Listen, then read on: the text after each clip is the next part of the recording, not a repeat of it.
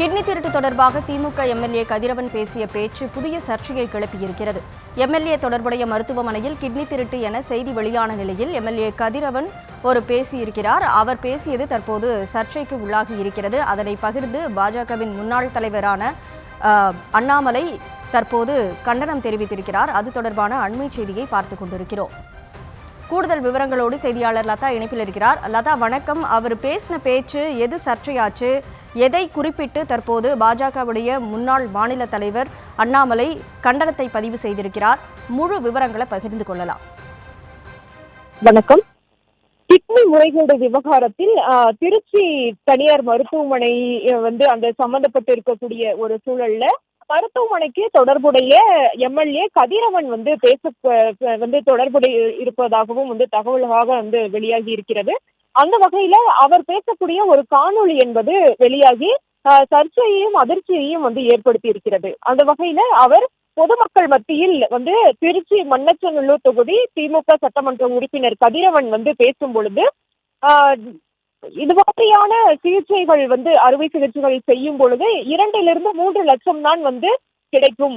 அப்படி கிடைக்கக்கூடிய அந்த பணத்தை வைத்து என்ன செய்ய முடியும்? அதாவது தன்னுடைய தந்தையினுடைய ரோல்ஸ் ராய்ஸ் காரினுடைய விலையே 14 கோடி ரூபாய்.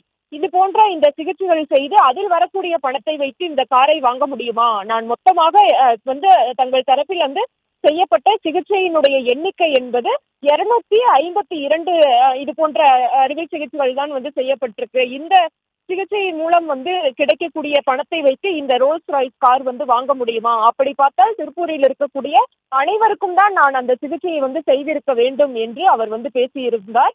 எனவே இந்த காணொளியை தன்னுடைய சமூக வலைதள பக்கத்தில் இணைத்து பாஜக மாநில முன்னாள் தலைவர் அண்ணாமலை ஒரு கண்டன பதிவை வெளியிட்டிருக்கிறார். அவர் வெளியிட்டிருக்கக்கூடிய அந்த பதிவில் இவர் அதாவது எம்எல்ஏ கதிரவன் பேசக்கூடியது அதிர்ச்சி அளிப்பதாக குறிப்பிட்டிருக்கிறார். மேலும் சமூக வலைதளங்களில் வெளியாகியுள்ள இந்த வீடியோவில் தனது திருச்சி மருத்துவமனையில் நடைபெற்ற சட்டவிரோத சிறுநீரக அறுவை சிகிச்சையால் கிடைக்கும் லாபத்தை தந்தையினுடைய 14 கோடி மதிப்புள்ள ரோல்ஸ் ராய்ஸ் காரினுடைய விலையுடன் ஒப்பிட்டு பேசுவதாக அண்ணாமலை குறிப்பிட்டிருக்கிறார். அந்த கார் வாங்க திருப்பத்தூரில் உள்ள அனைவரின் சிறுநீரகங்களையும் அகற்ற வேண்டி இருக்கும் என்றும் நகைச்சுவையாக அவர் அந்த காணொலியில் பேசியிருப்பதையும் அவர் குறிப்பிட்டிருக்கிறார்.